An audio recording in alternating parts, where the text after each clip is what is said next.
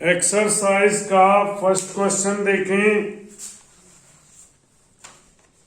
If parabolic reflector is 20 centimeter in diameter and 5 centimeter deep, find its focus।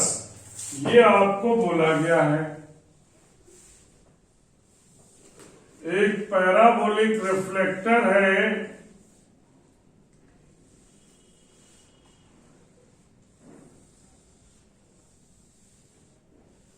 जो 5 centimetre deep है और 20 centimetre diameter में है। 20 centimetre in diameter, ठीक, ये आपको गिवन है। तो आपको फोकस फाइंड आउट करना है। Find focus. तो आप यहां पर जो शेप है एज्यूम कर लो फोकस 1,0 है। Let equation of parabola y² equal to 4ax, y² equal to 4ax। तो यहां पर आप देखोगे ये 10 है, ये 5 है, कोऑर्डिनेट क्या होंगे 5, 10। कोऑर्डिनेट हमारे क्या होंगे 5, 10। Put value 5, 10 in equation 1। First equation में तो ये आएगा 10² इक्वल टू 4a इंटू 5। तो इसमें आएगा 100 इक्वल टू 20a और a equal to 100 divided by 20। तो a की वैल्यू आ गई 5। Value of a become 5। तो फोकस का देख लो, फोकस क्या होगा, फोकस हमारा होगा 5, 0। तो हमें पूछा गया है वेयर इज द फोकस। तो फोकस जो होगा 5 centimetre from the 5 centimetre from the vertex, या दूसरे वर्ड में कह दें, सुन लो, ये डीप कितना है 5 है। तो जो आपको डायमीटर दिया गया है उसी का, ये तो मैंने जनरल स्केच बनाया था, उसी का मिड पॉइंट ए बी का मिड पॉइंट ही फोकस पॉइंट मिल रहा है, क्योंकि पोजीशन क्या आई 5, 0। तो mid point of diameter become it's focus. ठीक है, नेक्स्ट आप देख लें क्वेश्चन नंबर 8। 8th क्वेश्चन में है an equilateral triangle inscribed in parabola y² equal to 4ax if one vertex is at the vertex of parabola, find length of the sides of triangle। length of the sides of triangle। तो यहां पर आपको parabola दिया गया है y² equal to 4ax। Parabola है y² equal to 4ax। ये parabola है। इस पैराबोला में आपको एक चीज कही गई है, there is an equilateral triangle form. एक इक्विलेटरल ट्रायंगल बनेगा जिसका vertex at the vertex of parabola होगा। Vertex at the vertex of parabola ABC। Triangle ABC is equilateral triangle है।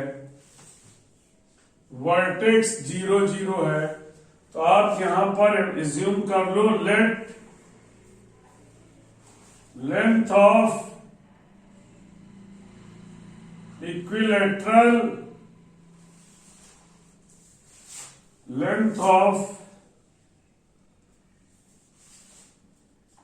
side of given triangle is L। तो ये आपने L assume कर ली। Symmetry की वजह से क्या होगा, ऊपर वाला एंगल 30 डिग्री और नीचे 30, क्योंकि टोटल कितना है, टोटल 60 है। तो आप यहां पर देख लो, अगर ये पॉइंट M है तो L cos 30 और ये हो गया L sin 30, L cos 30 और L sin 30, तो ये आएगा L cos 30, L sin 30। तो पॉइंट के कोऑर्डिनेट हो गए L√3/2 और L/2, L√3/2 और L/2, ठीक, ये पोजीशन आएगी। तो यहां पर है, देखो मैंने ये एज्यूम कर लिया कि लेंथ L है, इक्विलैटरल ट्रायंगल है, all the angle are 60 degree, symmetry से ऊपर नीचे 30, तो पॉइंट बी के कोऑर्डिनेट आ गए, coordinate of point B L√3/2, L/2 satisfies equation of parabola. क्यों? क्योंकि ये वर्टेक्स जो पैराबोला की वर्टेक्स है वो कहां पर है, सॉरी इक्विलैटरल ट्रायंगल की वर्टेक्स पैराबोला पर ही तो है, तो उसको सेटिस्फाई करेगा। L/2 whole square 4a into L√3/2, L²/4 equal to 4a√3 into L/2, L से L cancel, so L equal to 8a√3, length will be 8a√3। Answer check करें। तो आप सब लोगों ने देखा क्वेश्चन नंबर 8, इक्विलैटरल ट्रायंगल की साइड निकालना। अब हम लोग क्वेश्चन नंबर 6 को अटेम्प्ट कर रहे हैं। क्या गिवन है?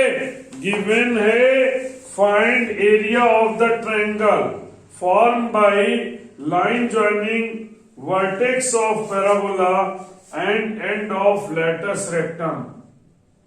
फाइंड area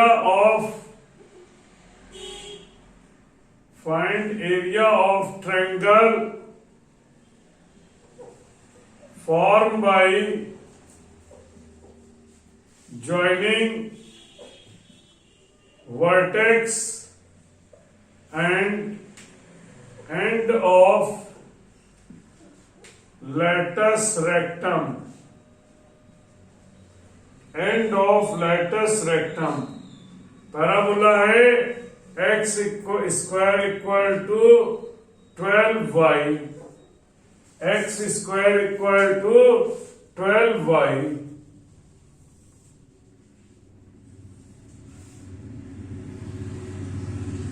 ये आपको दिया गया है, ठीक। अब यहां पर है, ये एक ट्रायंगल बना OAB। तो आप यहां पर सबसे पहले देखो, वर्टेक्स है ओरिजिन 0 0, कंपेयर कर लो, compare with x² equal to 4ay, compare with x² equal to 4ay और 4a equal to 12, then a equal to 3। a की वैल्यू 3 आ गई, फोकस हमारा 3 आ गया, तो ये हो गया 0,3। ये पोजीशन 3 यूनिट हो गई। Length of latus rectum A B जो मिल रहा है वो 4a है, 12 यूनिट के इक्वल। तो आपके सामने है, अगर ए बी हमारा 12 यूनिट है, ए बी हमारा 12 यूनिट है, तो area of triangle O A B क्या होगा? Half base into height, base A B और height O M, half base into height A B into O M. तो ये आएगा, ए बी की वैल्यू हो जाएगी 12 और ओ एम होगा 3। तो ये वैल्यू हो गई 18 स्क्वायर यूनिट। ये हो जाएगा 18 स्क्वायर यूनिट। चेक करें।